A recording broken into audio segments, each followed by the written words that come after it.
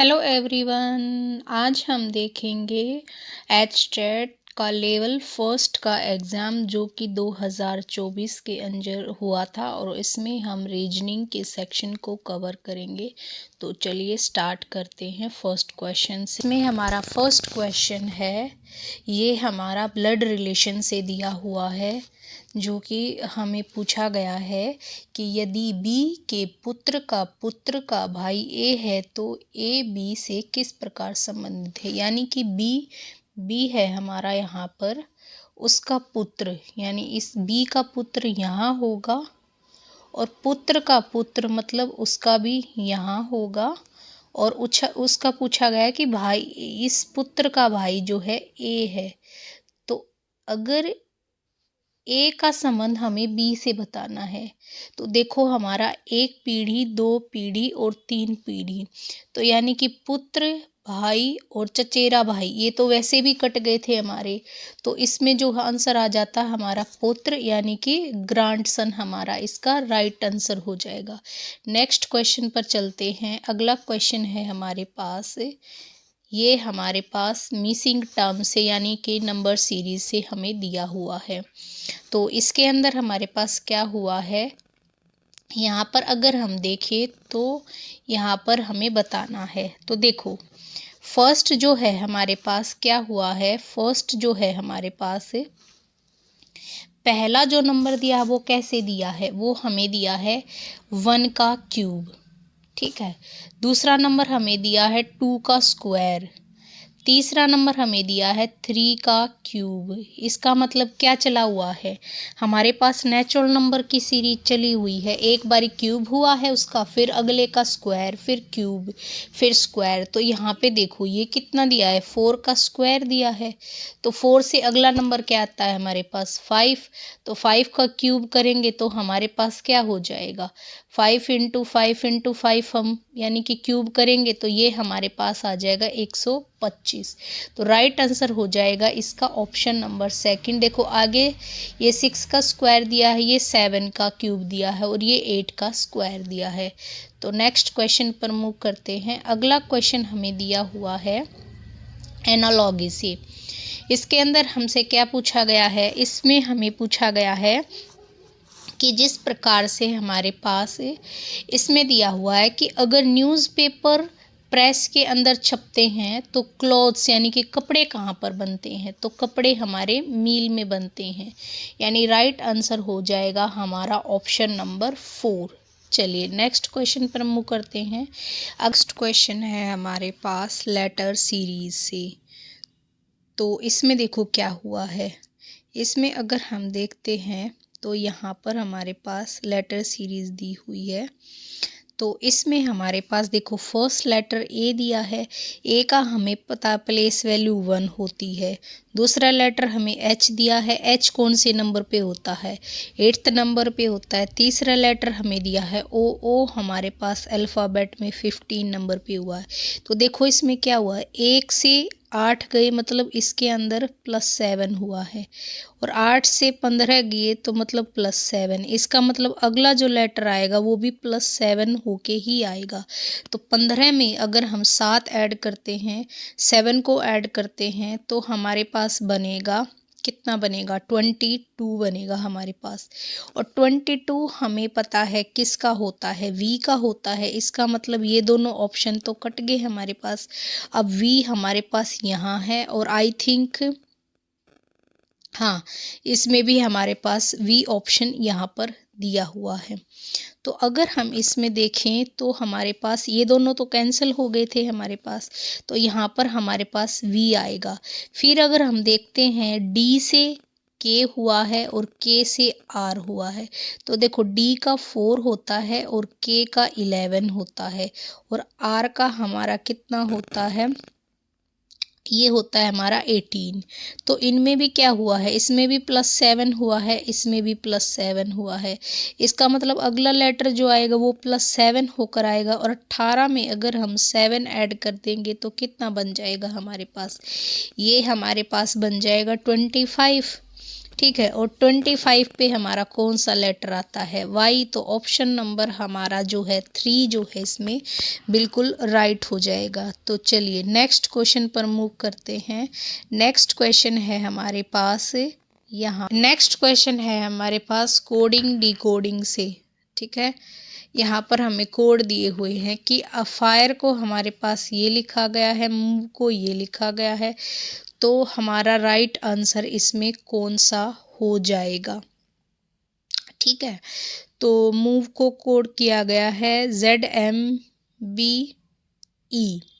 इसका मतलब क्या हुआ है यहाँ पर कि ओवर का कोड हमें बताना है क्या है। तो देखो इसमें ना हम ये लेटर जो है ना हमारे ऊपर वाले लेटर में मिल रहे हैं, तो जो ऊपर वाले को कोड किया गया वही हम इसको कोड कर देंगे। देखो ओ है, ओ को क्या लिखा गया है?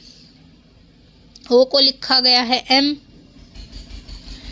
और उसके बाद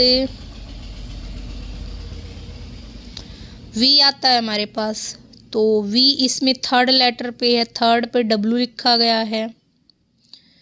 उसके बाद हमारे पास यहाँ पर E, और E को E ही लिखा गया है। और फिर R को क्या लिखा गया? R इसमें देखो O लिखा गया है। तो इसके हिसाब से राइट आंसर कौन सा बनना चाहिए? MWEO, यानी ऑप्शन नंबर फर्स्ट जो है इसका राइट होना चाहिए। देखो इसमें कोई लॉजिक नहीं बन रहा है। ठीक है, अगर आप इसको देखो भी ना कि मतलब इसमें किस तरीके से, इसमें कोई लॉजिक नहीं बन रहा है। बस इसमें यही हम हो सकता है एग्जामिनर ने भाई ऐसे दिया हो कि इसके अंदर जो लेटर्स दिए हुए ना, इसमें वो लेटर, इसके अंदर वो लेटर सेम मिल रहे हैं जो ऊपर वालों में मिल रहे हैं। तो ऊपर वालों में जो कोड किया गया है ना वो उस लेटर को, तो वही हमने इसमें कोड कर दिया। उसके अकॉर्डिंग तो हमारा MWEO जो है हमारा राइट आंसर हो जाएगा। नेक्स्ट क्वेश्चन पर मूव करते हैं। अगला क्वेश्चन हमें बताना है ओड वन आउट से, यानी असंगत हमें यहाँ पर बताना है। तो देखो इसको हम कैसे बताएंगे, अगर यहाँ पर हम देखते हैं तो देखो जुलाई के अंदर हमारे पास हमें पता है 31 दिन होते हैं। जनवरी में हमारे पास कितने दिन होते हैं? जनवरी भी हमारा 31 का होता है महीना, और नवंबर हमारा 30 का होता है, और हमारा अगस्त 31 का होता है।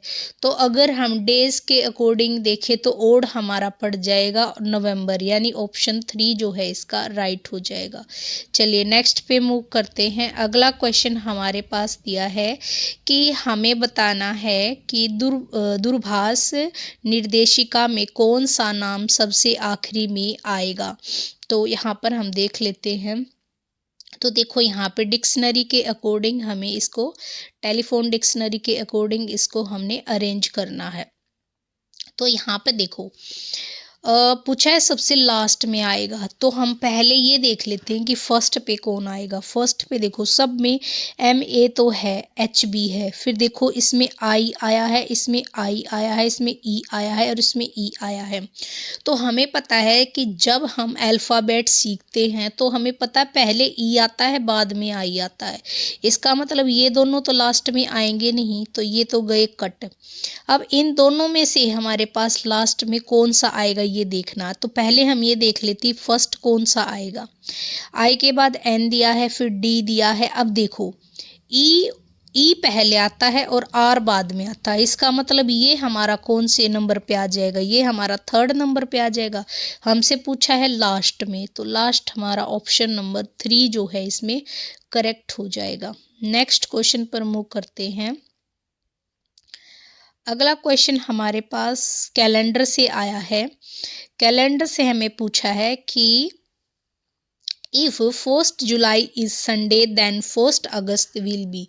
क्या कह रहा है कि यदि 1 जुलाई को रविवार है तो 1 अगस्त को कौन सा दिन होगा।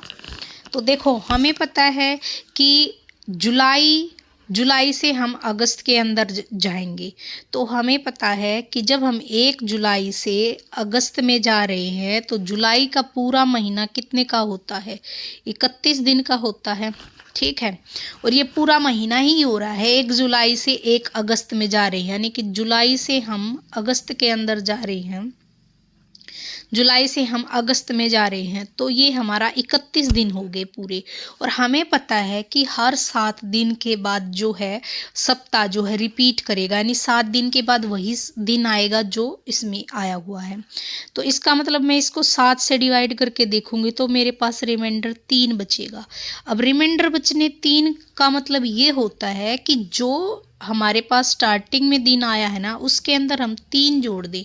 अब देखो, स्टार्टिंग में हमारा मतलब कि 1 जुलाई को हमारा हमें पता है कि जो हमारे पास 29 को जो दिन आएगा ना, वो हमारा संडे आएगा। अब उसमें हम 3 ऐड कर देंगे, तो संडे के बाद मंडे, ट्यूसडे और वेडनेसडे। तो हमारा राइट आंसर कौन सा हो जाएगा, यानी कि मंगलवार का दिन जो है वो इसमें करेक्ट हो जाएगा, यानी ऑप्शन 3 ट्यूसडे। अगला हमें डायरेक्शन से क्वेश्चन दिया है।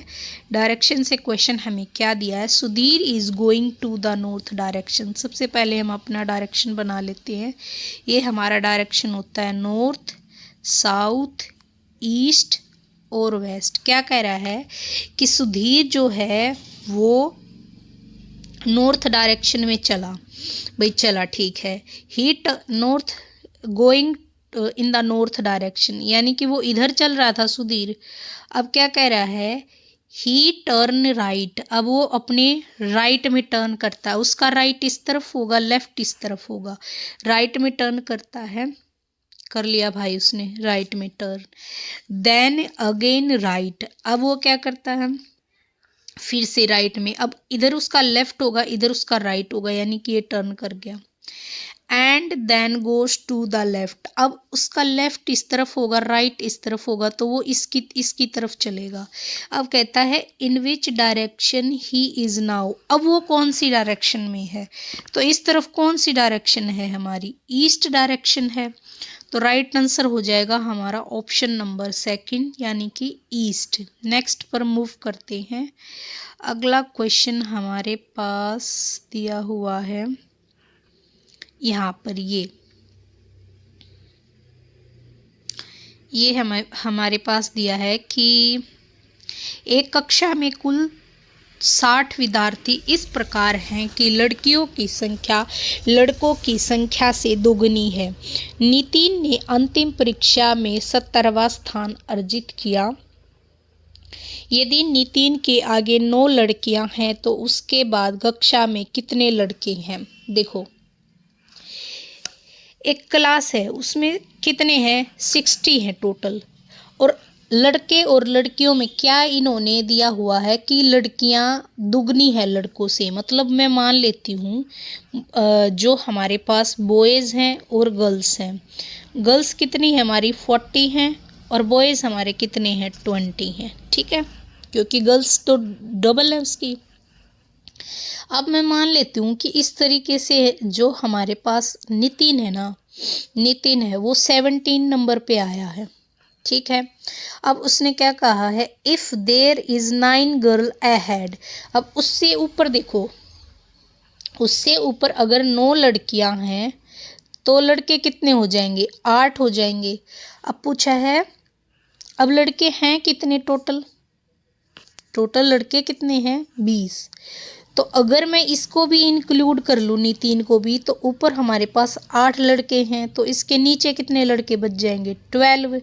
यही हमसे पूछा है, how many boys are after him in the class, यानी उसके बाद कितने लड़के होंगे। तो इसका राइट आंसर हो जाएगा हमारा 12। कितना हो जाएगा, ऑप्शन नंबर 3 जो है इसका राइट हो जाएगा। अगले क्वेश्चन पर मूव करते हैं। हमारे पास आते हैं नेक्स्ट वीडियो में सॉल्यूशन लेकर के मैथ्स का।